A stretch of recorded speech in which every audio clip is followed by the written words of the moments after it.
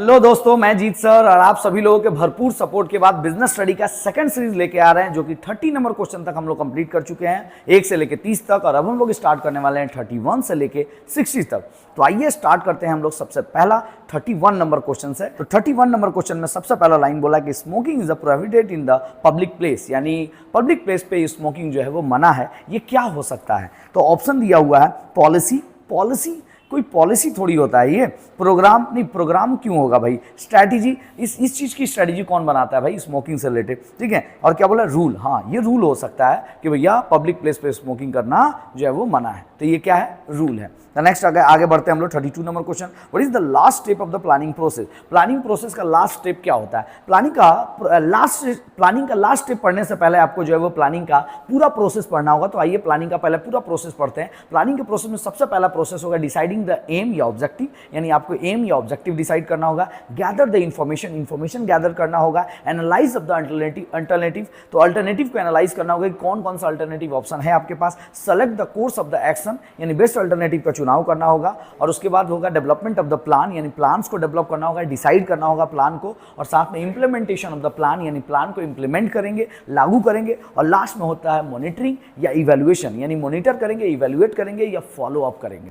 तो ये total step होता है 6। यहाँ पे जो ऑप्शन दिया हुआ है इसमें दिया हुआ है compliance, finding the alternative routes है ऑप्शन में, लेकिन लास्ट नहीं है। Finalise the schedule and programme, ये भी है लेकिन लास्ट तो नहीं है। ठीक है। Development of the supporting plan को डेवलप करना, ठीक है, ये भी तो है लेकिन लास्ट तो नहीं है। कंप्लायंस दिया हुआ है, मेरे को लगता है कंप्लायंस की जगह फॉलो अप होना चाहिए, या इवैल्यूएशन भी होगा तो चलेगा, या मॉनिटरिंग भी होगा तो चलेगा। तो आप करेक्शन कर लीजिएगा, ए नंबर ऑप्शन हो जाएगा। ठीक है। नेक्स्ट बोल रहा है कि in order of the work to make the plan success is called action plan. Next बोल रहा है delegation means the delegation of the work to other and giving them the authority to do it. Delegation का मतलब क्या होता है? देखो, डिलीगेशन का मतलब होता है कि अधिकार सौंपना, यानी किसी भी व्यक्ति को डिलीगेट करना, मतलब उसको काम सौंपना, और काम के साथ साथ उसको ऑथोरिटी भी देना, यानी पावर देना।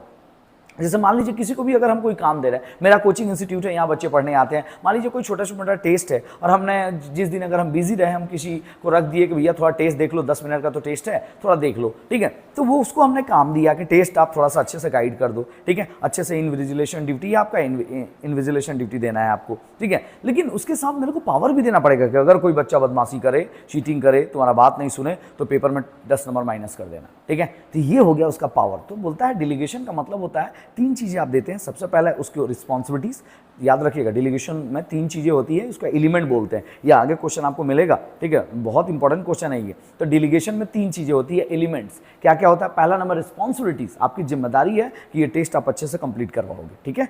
तो ये रिस्पॉन्सिबिलिटीज हो गया। उसके बाद ऑथोरिटीज का मतलब पावर ये है आपके पास कि आप अगर कोई बच्चा बदमाशी करे तो आप उसका नंबर माइनस कर सकते हैं, इतना पावर है आपके पास। ठीक है। 2। और तीसरा नंबर होता है अकाउंटेबिलिटी का मतलब होता है जवाबदेही कहने का मतलब होता है कि अगर काम गड़बड़ी हुआ या काम अच्छे से नहीं हुआ तो इसमें आपकी अकाउंटेबिलिटी है, आपकी जवाबदेही है। आपको बताना पड़ेगा कि टेस्ट ठीक से क्यों नहीं कंप्लीट हुआ, क्यों बच्चे जो है अनसेटिस्फाई हुए, क्या प्रॉब्लम रहा। ये तीनों चीजें होती है एलिमेंट्स। क्या चीज का? एलिमेंट्स डिलीगेशन का। अभी आपसे क्वेश्चन पूछ रहा है, ठीक है। अब डिलीगेशन से रिलेटेड हम सारा बात आपको बता दिया, यहाँ कुछ खास नहीं पूछा है। बोला ये पूरा का पूरा लाइन जो है वो किसने बोला है? तो थियोडोर हेमन्स ने बोला, यानी ऑप्शन नंबर क्या होगा? ए। और लास्ट में बोला the main reason why the some subordinate rules of the increase and decentralisation the speaker of this statement is Henry feud.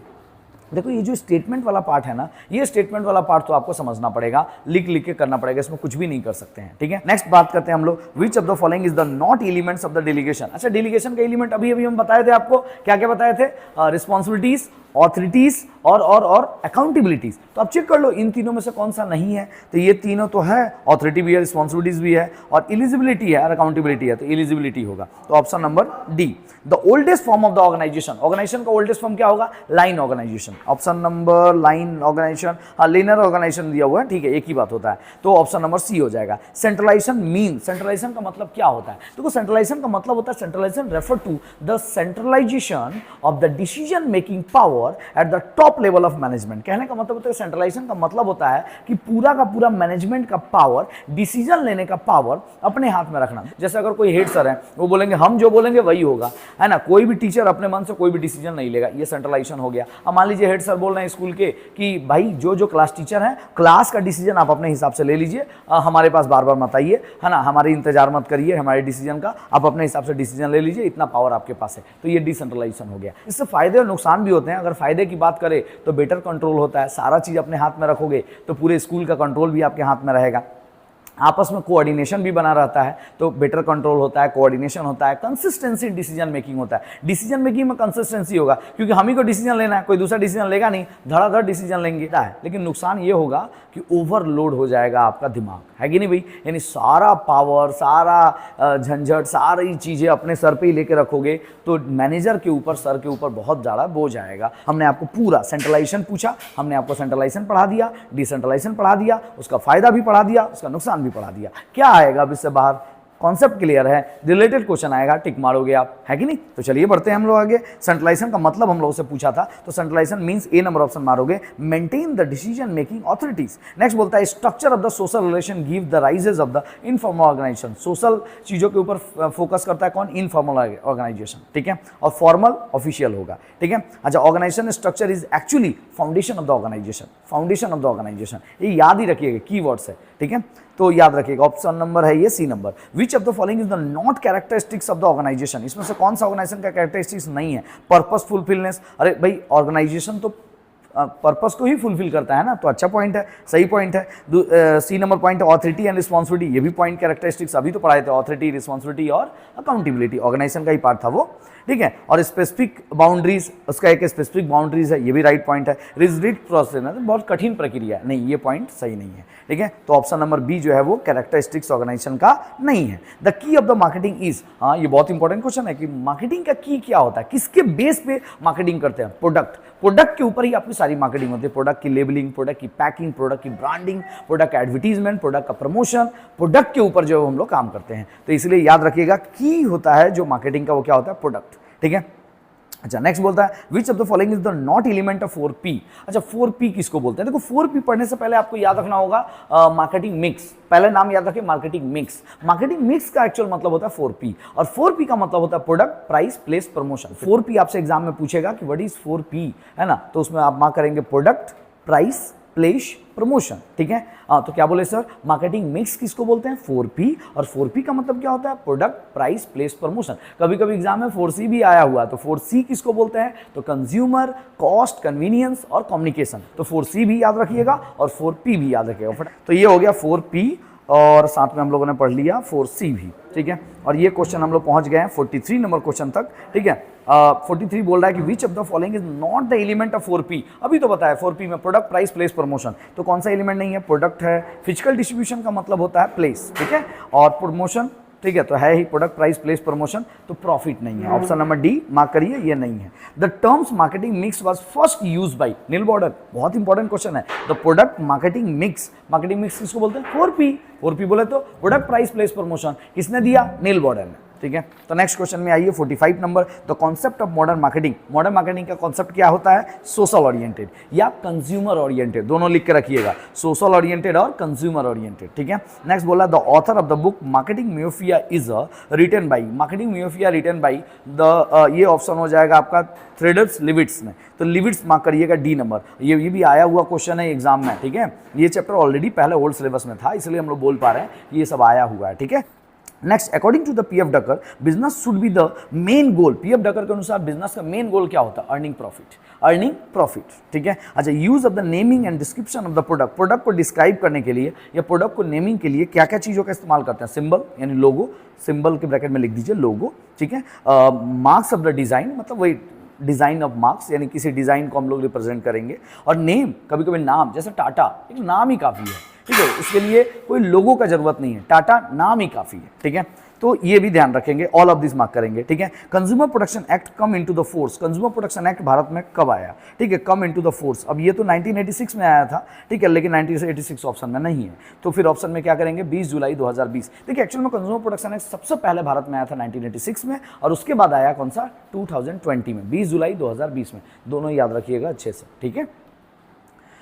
Next बात करते हैं who is the appointment of the president of the state commission. अच्छा, state commission को कौन appoint, state commission का के president को कौन अपॉइंट करता है? हम लोग एक नहीं, हम तीनों पढ़ा दे रहे हैं। क्या पता, जरूरी थोड़ी आपके एग्जाम में स्टेट कमीशन ही आएगा, लेकिन 3 होता है तो यही 3 में से एक आ सकता है। तो डिस्ट्रिक्ट का जो प्रेसिडेंट होता है, डिस्ट्रिक्ट फोरम जिसको बोलते हैं, उसके प्रेसिडेंट को अपॉइंट करता है कौन? State government. ठीक है, स्टेट कमीशन के जो प्रेसिडेंट होता है उसको अपॉइंट करता है स्टेट गवर्नमेंट। और नेशनल कमीशन, नेशनल नाम आ गया ना दिमाग में, अब आप भी समझ गए होंगे इसको स्टेट गवर्नमेंट नहीं करेगा, तो नेशनल, ये सब ट्रिक्स है, आप इससे याद रखोगे याद हो जाएगा। तो नेशनल कमीशन के जो प्रेसिडेंट होते हैं उसको अपॉइंट करता है कौन? उसको कौन अपॉइंट करता है बताइए? तो नेशनल कमीशन का जो प्रेसिडेंट होता है उसको अपॉइंट करता है सेंट्रल गवर्नमेंट। तीनों मार्क करके रखिए, तीनों अच्छे से याद रखिएगा। ठीक है, तो अभी बात करते हैं national consumer right day. National consumer right day कब है? 15 मार्च है ना। Pioneers of the consumer protection movement, बहुत इंपॉर्टेंट क्वेश्चन है, रैल्फ नाडल। ठीक है, तो रैल्फ नाडल जो है वो मार्क करके रखिएगा, option number A. Eco mark project launch by, अच्छा जो हम लोग बोल रहे हैं बहुत इंपॉर्टेंट है, वो ऑलरेडी एग्जाम में आ चुका है, इसलिए इंपॉर्टेंट बोल रहे हैं। ठीक है, क्योंकि अभी तो पहला बार एग्जाम आपका हो रहा है, तो अभी क्या ही इंपॉर्टेंट बोलेंगे, सारा कुछ अच्छे से पढ़िए और जैसे हम लोग टॉपिक वाइज पढ़ा रहे हैं वैसे पढ़िए। ठीक है, हाँ, तो बता रहे थे eco mark project launch by. Eco mark project किसने लॉन्च किया? Environmental ministry and forestry. Option number कौन सा होगा? D. The national commission may try those complaints in which the amount of the compensation claim is. National commission में कितना से कितना amount का क्लेम होता है? तो नेशनल कमीशन में, नेशनल पूछ रहा है ना, नेशनल में हो जाएगा एबव 10 करोड़। लेकिन आप तीनों याद रखो, तीनों याद रखिएगा। डिस्ट्रिक्ट में कितना? Up to 1 crore. डिस्ट्रिक्ट में कितना अमाउंट तक गड़बड़ी होगा या प्रॉब्लम होगा या आपको नुकसान हुआ तो आप केस कर सकते हैं डिस्ट्रिक्ट फोरम में। अप टू 1 करोड़, 1 रुपया से लेके 1 करोड़ तक की अगर ठगी होती है तो आप डिस्ट्रिक्ट फोरम में केस कर सकते हैं। ठीक है, 1 करोड़ से लेके 1 करोड़ से ज्यादा और 10 करोड़ तक के बीच में होगा तो स्टेट कमीशन, और एवर 10 करोड़ से ऊपर होगा तो नेशनल कमीशन। अभी हमसे क्या पूछा गया है? नेशनल कमीशन के बारे में। तो मारो 10 करोड़, मोर देन 10 करोड़, यानी ऑप्शन नंबर बी। ठीक है, अच्छा, appeals of the national commission against the order of the state commission can be field, है ना। तो बोल रहा है कि अगर नेशनल कमीशन में कुछ प्रॉब्लम आया तो उसको आप appeals to the national commission against the order of state commission. State commission में जो फैसला आया उसको आप चैलेंज करना चाहते हैं नेशनल कमीशन में, मतलब सिंपल सी बात है कि आपको वो फैसला मंजूर नहीं है तो आप चैलेंज कर सकते हैं। कितने दिन के भीतर? 30 दिन के भीतर। लेकिन तीनों सीख लो भाई, तो तीनों में सीखते हैं हम लोग। डिस्ट्रिक्ट कमीशन में, डिस्ट्रिक्ट फोरम में अगर कोई फैसला आया जो आपको मंजूर नहीं है तो आप उसको उसको चैलेंज कर सकते हैं। कहाँ पे? डिस्ट्रिक्ट वाला कहाँ चैलेंज करेंगे? स्टेट कमीशन में। कितना? स्टेट कमीशन में कितने दिन के भीतर? 45 दिन के भीतर। और स्टेट में अगर कोई फैसला आया जो कि आप चैलेंज नहीं कर सकते हैं, चैलेंज कर सकते हैं नेशनल में, तो वो 30 दिन के भीतर। और नेशनल वाला सुप्रीम कोर्ट में कर सकते हैं कितना? 30 दिन के भीतर। तो आप देख पा रहे हैं कि एक क्वेश्चन आ रहा है तो हम लोग बहुत सारा क्वेश्चन को कवर कर रहे हैं, टोटल उस टॉपिक को कवर कर रहे हैं। मतलब उससे रिलेटेड क्वेश्चन आएगा तो मिस नहीं हो सकता है, गारंटी है। कोई नया क्वेश्चन आएगा तो अलग बात है, फिर आपको पूरा बुक पढ़ना पड़ेगा, लेकिन उससे रिलेटेड क्वेश्चन आएगा तो मिस नहीं होगा। ठीक है, तो ये। और नेक्स्ट हम लोग बात करेंगे 56 number question, the full form of PIL। PIL आप नाम सुने होंगे बहुत सारे मूवी वगैरह में, जॉली LLB में आप सुने होंगे PIL दर्ज किया गया। तो PIL का फुल फॉर्म होता है पब्लिक इंटरेस्ट लेजिस्लेशन। ठीक है, option number D. Consumer protection act introduce in India 1986, सबको पता है, लेकिन 1986 के अगर ऑप्शन में नहीं रहे तो फिर 2020 मारिएगा। कौन सा मंथ मारेंगे? 20 जुलाई। ठीक है, तो 20 जुलाई 2020। नेक्स्ट हम लोग बात करेंगे which section of the consumer protection act is punishable. Consumer protection act में कौन सा सेक्शन पनिशेबल सेक्शन है जिसमें आपको अगर आप कुछ गड़बड़ करते हैं तो आपको पनिशमेंट मिलेगा? वो सेक्शन 27 होता है। इंपॉर्टेंट क्वेश्चन है, याद रखिएगा, सेक्शन 27। और राइट जो होता है वो सेक्शन 6 में आता है। तो आइए क्वेश्चन आ रहा है 59 नंबर क्वेश्चन, बहुत इंटरेस्टिंग क्वेश्चन है, बहुत इंपॉर्टेंट क्वेश्चन है। NGO legal aid society is located, where the NGO aid legal aid society. NGO legal aid society कहाँ सिचुएटेड है? देखो इसका आंसर हम आराम से टिक मार के निकल जाएंगे, कोलकाता में है। ठीक है, कोलकाता में है। ठीक है, आंसर हो जाएगा। लेकिन इसमें सबसे इंपॉर्टेंट बात है जहां आप फंस जाएंगे, हम आपको बेवकूफ़ बना के चले जाएंगे। ठीक है, ठीक है, इसको बेवकूफ़ बनाना ही बोलते हैं। अगर एक तो टिक मार के निकल गए तो बेवकूफ़ बनाना ही बोलते हैं। ठीक है, तो कोलकाता हम बता दिए। NUJS याद रखिएगा नाम है इसका, जो एड सोसाइटी है उसका नाम है कोलकाता में जो है NUJS। ठीक है, लेकिन प्रॉब्लम ये है कि ये और भी अलग अलग स्टेट में है। जैसे यहाँ पे देखो ऑप्शन बहुत सारा दिया हुआ, मुंबई, तमिलनाडु, लेकिन एक्चुअल में कहाँ कहाँ है? हैदराबाद में है, गुजरात में है, बेंगलोर में है, चेन्नई में है और कोलकाता में है। इतने सारे जगह है। तो आप बोलोगे इतना सारा ऑप्शन में नहीं है, नहीं, ये सारे ऑप्शन में नहीं है, लेकिन इसमें से एक भी ऑप्शन डालेगा और कोलकाता हटा देगा तो आप गलत कर जाएंगे, है ना। तो इसलिए आपको ये जानना होगा कि एड सोसाइटी कहाँ कहाँ है। फिलहाल तो आप टिक मार दीजिए कोलकाता, और कोलकाता में जो एड सोसाइटी उसका नाम है NUJS, ठीक है।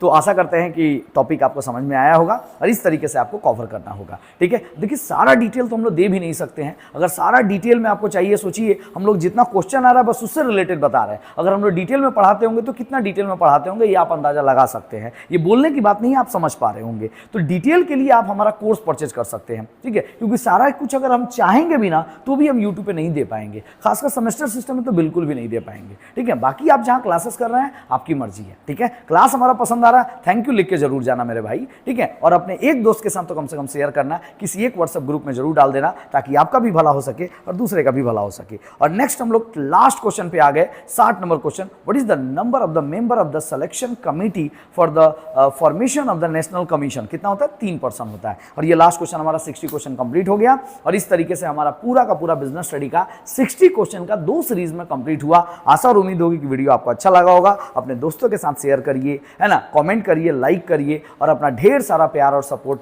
बनाए रखिए जीत सर के साथ।